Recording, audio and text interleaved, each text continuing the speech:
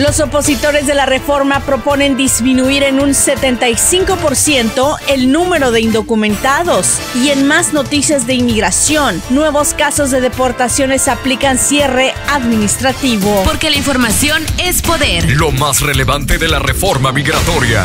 Hola, ¿qué tal? Les saludo con gusto y le presento las noticias de inmigración más sobresalientes de hoy. La reforma migratoria se estancó en la Cámara de Representantes a finales de junio, cuando el Senado aprobó un plan que incluye la ciudadanía para los indocumentados. El liderazgo republicano había advertido que debatiría una propuesta propia, por lo que lo haría por partes y que enfatizaría en la seguridad. Y la mayoría de quienes se oponen a la reforma migratoria justifican este rechazo en la amnistía en 1986, aprobada por el Congreso durante el gobierno del republicano Ronald Reagan. Aseguran que el incumplimiento de las medidas de seguridad permeabilizó las fronteras y permitió la llegada de 11 millones de indocumentados. Otros exigen que antes de hablar de legalización hay que bajar el número de ilegales en por lo menos un 75% e incrementar mejores medidas de seguridad para evitar migraciones futuras. Coincidimos en muchas cosas y creo que estamos de acuerdo en que Estados Unidos ha aprobado, y cito, reforma migratoria con un programa de legalización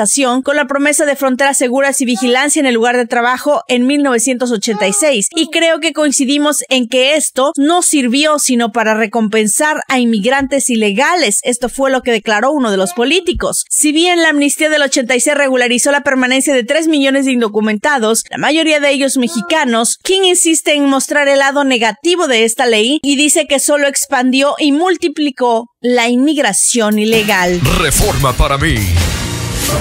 En otras noticias de inmigración, nuevos casos de deportaciones aplican cierres administrativos. El cierre administrativo, que significa que el gobierno federal desistió en deportar al inmigrante y cerró el archivo, fue iniciado en el 2011 para reducir el número de casos acumulados, pero hasta la fecha la práctica continúa en casos nuevos. El cierre administrativo de casos en cortes de inmigración, originalmente anunciado para el 2011 para aligerar el número de casos acumulados al sistema, continúa siendo utilizado en nuevos casos de inmigración, aunque el porcentaje de los casos liberados continúa siendo muy reducido, alrededor de un 7%. Esto fue lo que indicaron analistas. No obstante, hay tribunales que cierran un porcentaje mayor de casos. Por ejemplo, en Los Ángeles, un 23% de los casos de inmigración en tribunales resultan cerrados por discreción de la fiscalía, lo que quiere decir que el gobierno federal desistió en deportar a ese inmigrante y cerró su archivo o su caso. El cierre administrativo no confiere ningún estatus legal ni permiso de trabajo, sino simplemente suspenden temporalmente la amenaza de deportación y dejan al inmigrante tranquilo, aunque en el limbo. Si quieres enterarte de estas y más noticias de inmigración, te invito para que me sigas diariamente en Facebook. Búscame como Reforma para mí, dale like a la página y entérate de estas y más noticias de inmigración.